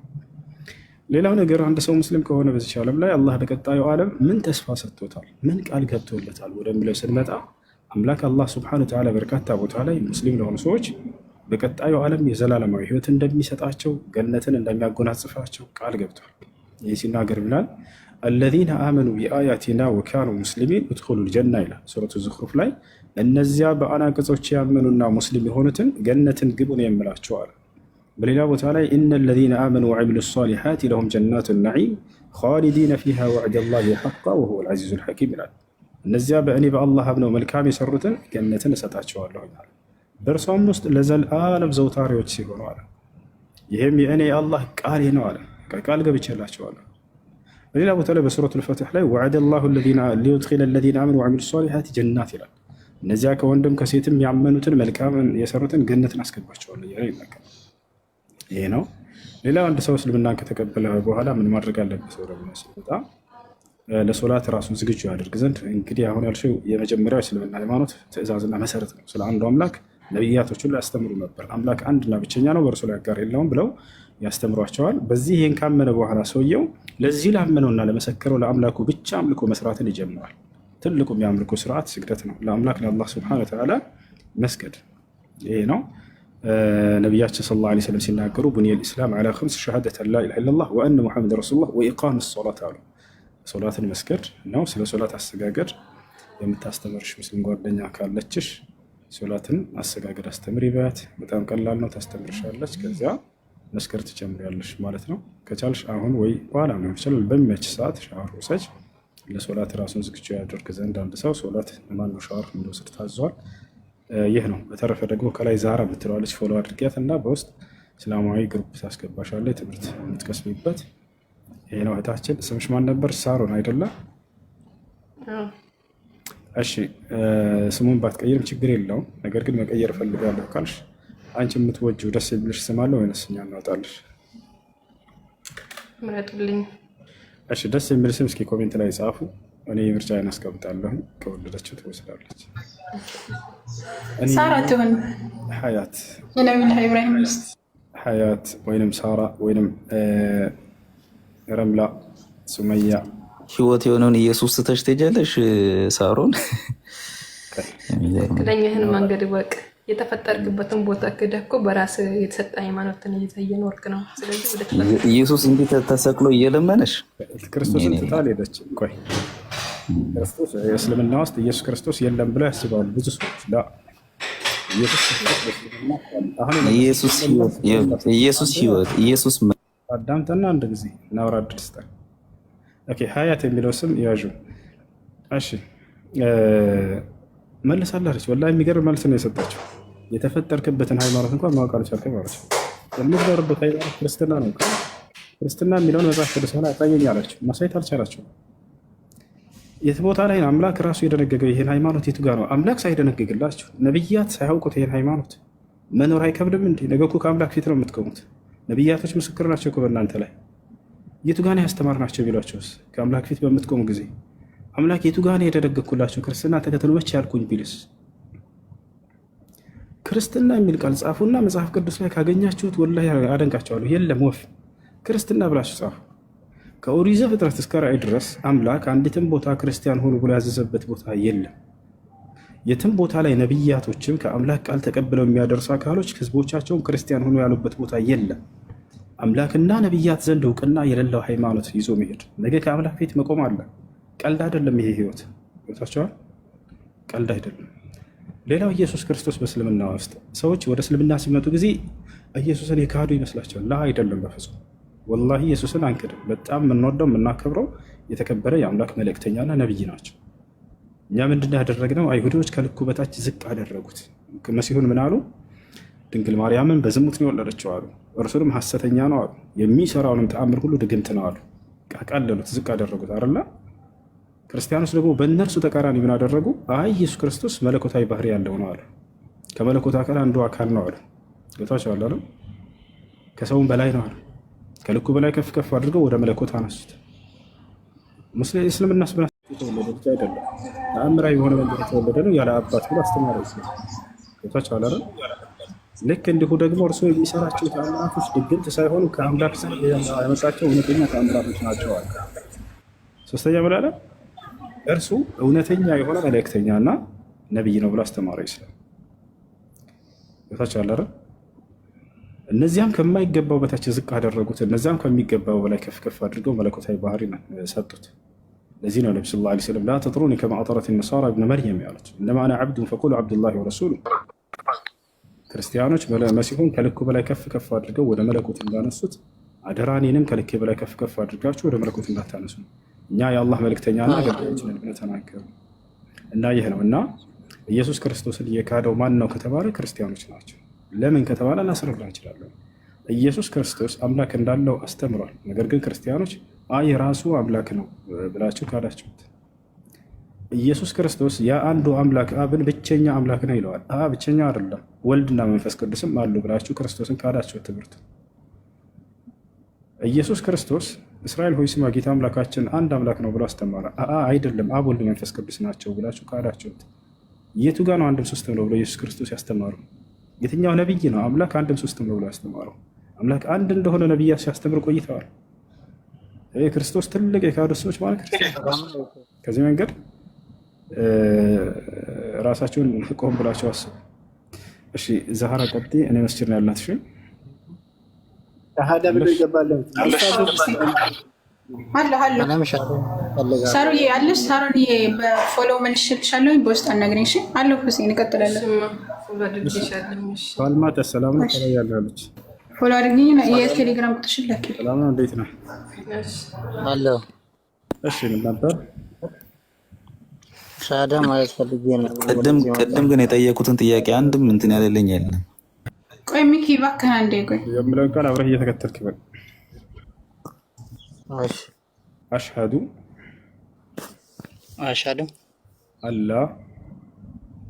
አላ ኢላሃ ኢለላህ ወአሽሀዱ አነ ሙሐመደን ረሱሉላህ። ማሻአላህ አላሁ አክበር። ቅድም ያው ትርጉሙን ስናገር ሰምተህ ይሆናል። ልድገመው። አሁን ያልከው ቃል የሸሃዳ ቃል ወይም የምስክር ቃል ይባላል። ትርጉሙ አሽሀዱ አን ላ ኢላሃ ኢለላህ ማለት እነሆ ከአንዱ ከአላህ በስተቀር በእውነት የሚመለክ ሌላ አምላክ የለም ብዬ መሰክራለሁ፣ ሙሐመድም የእርሱ ነቢይና መልእክተኛ ናቸው ብዬ መሰክራለሁ ማለት ነው። ከዚህ በኋላ ሙስሊም ናል። አንድ ሰው እስልምና ሲቀበል ያው ሻወር እንዲወስድ ታዟል። ለሶላት ራሱን ዝግጁ ያደርግ ዘንድ ለዚህ ላመንክና ለመሰከርከው ለአንዱ አምላክ ብቻ ነው የምትሰግደው በኢስላም። ለመላእክትም ሆነ ለጻድቃን፣ ለቅዱሳን፣ ለነቢያት ብሎ ሂሳብ የለም። ለአንድ አምላክ ብቻ ነው የሚሰገደው። ያ ነው። ፎሎ አድርጋት ዛህራን ግሩፕ ታስገባለች፣ እስላማዊ ትምህርቶች የምትማርበት።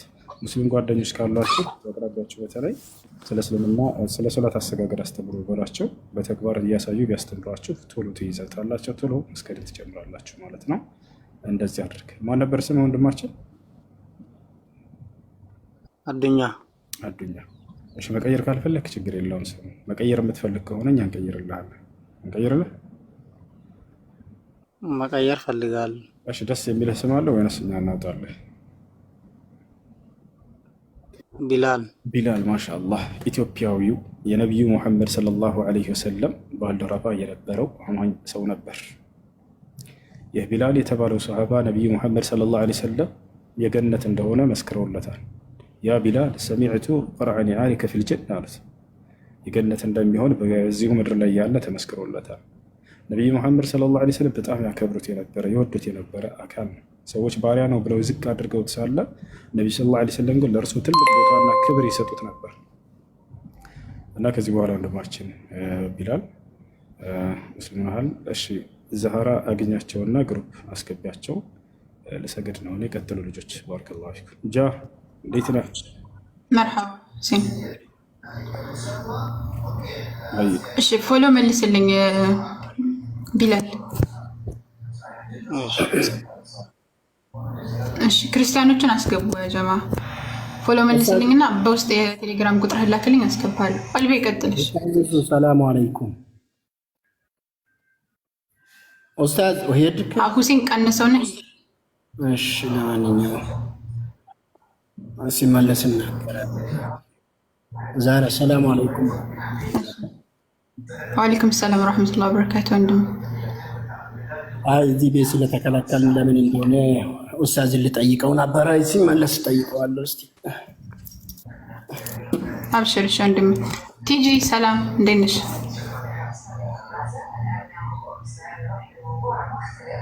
ቲጂ የቆቦ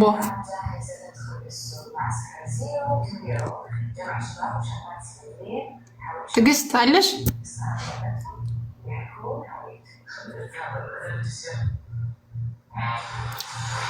እሺ ሌላ ሰው ይግባ። በቃ ትዕግስት አይመቸትም። ትዕግስት የለሽም? የቆቦ ሌላ ክርስቲያን ካለ አንድ ጻፍ። ክርስቲያን እናስገባችኋለን።